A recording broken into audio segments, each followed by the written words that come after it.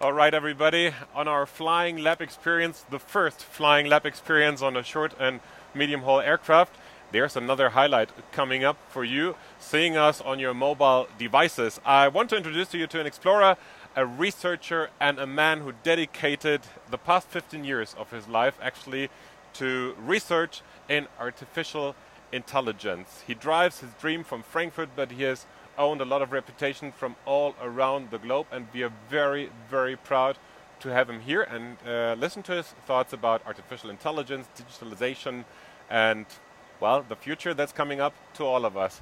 Ladies and gentlemen, very proud to welcome here in our little TV studio, in our Flying Lab TV studio, which is probably the weirdest art for you, the weirdest place for you to give a keynote speech, Chris, but we're very happy to have you here. Ladies and gentlemen, Chris Booth. Thank you very much. It's probably the coolest keynote I've ever given, right? So just a way of introduction, I'm Chris, you already said, from Arago. We are probably one of two independent artificial intelligence teams in the world that strive to do general artificial intelligence, and I'm going to tell you why I believe this is important. So you've seen a lot of hype around AI, and AI is definitely a topic that is very hot in everything. Everything seems to be machine learning and artificial intelligence these days, mainly because there has been a lot of progress, and you see that algorithms start choosing for you, start giving you good recommendations. But what does this mean to the world of business and not the world of platforms? I believe that artificial intelligence is highly, highly underestimated, even though we have seen the investment volume double and triple in the last 2 years. And that is because way before we're getting talking robots and artificial androids, we will have an artificial intelligence that can run our businesses and our economy. Meaning, in very concrete terms, that anything that is a business process can and will be run by an artificial intelligence. That might sound scary to some people, but actually it's the only way for most established companies to compete in a market that has already happened. And if you look at the people who use artificial intelligence today, it is mainly the platform companies that already have exponential growth. And these platform companies are about to shake up the general economy. The established companies, a great term, and this is why you see all this digitization happening like we're talking about today. What do these platform companies do? Well, it is quite simple that they have much more money because they typically run their business with 20% of the money they get in order to 20% of the money they get in, they use to produce all the money that comes in, which leaves them 80% spare. After giving money back to shareholders, that means there is a lot of money left to go and attack different verticals. You have seen platform companies building self-driving cars. You have seen platform companies going into energy. You've seen platform companies going into media. And all these things happen because they simply have the resources to try. Basically, these guys are ready to attack any kind of vertical today. But now, with the first implementation of artificial intelligence that are being used, the companies are moving further. They're hacking the customer and consumer life cycle, meaning that you have seen all these digital assistants, the first real rollout of a more generalized artificial intelligence coming out. These digital assistants are becoming part of our lives. You now go and say, hey, XYZ, buy me a car. Hey, XYZ, book flight from Frankfurt to fictitious point, or whatever, and you're getting a flight.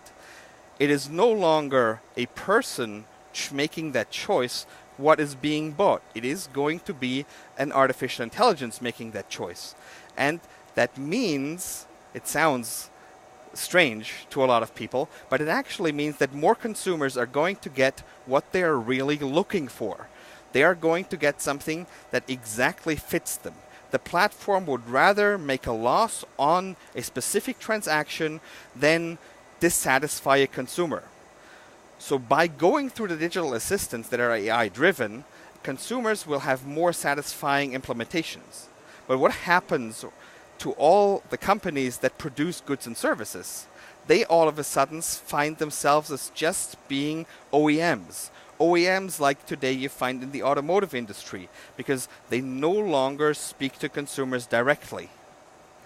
In order to survive in this kind of an environment, The established economy has to do something quite simple.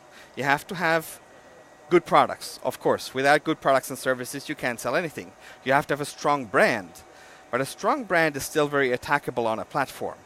You can have great service, because if you lose your customer interaction on this point of sale, you can still have your customer interaction while your customer is with you, like on a plane, which is a great place to produce great service. And the third thing that you can do is innovation. As you see here, innovation means that if someone is looking for something specific, innovative, and there's very few people offering that, then the platform will have to choose you. So as you see, AI is basically hacking into what we know as the consumer life cycle. But if you don't just want to survive as a company, if you want to compete, the only way to do that is to become exponential yourself. And how would you go and become exponential? You use AI to run all your processes for you. Your business have a lot of processes. With all the money that comes out of this, and the people that you get free, people who know your vertical, people who have experience, people who can teach this experience to machines, this is an absolutely unique opportunity for companies that have experience, for companies that go into the world not just trying new things, but actually know what they're doing, teach that into an AI, and run the process. That means we have to go into the world and take this as an opportunity, not as a threat, taking artificial intelligence not as a threat towards what we're doing process-wise, but as an opportunity in order to recapture ground that has maybe already been lost by established companies in the economy. Thank you very much. I see we're wrapping up here. I believe that was the shortest intro to AI I ever gave. That is true. I think there's lots more questions. We'll answer them later. To come. We can answer the questions. You can answer the questions when we're back on the ground. And there's a chance for you to ask all the questions that you have.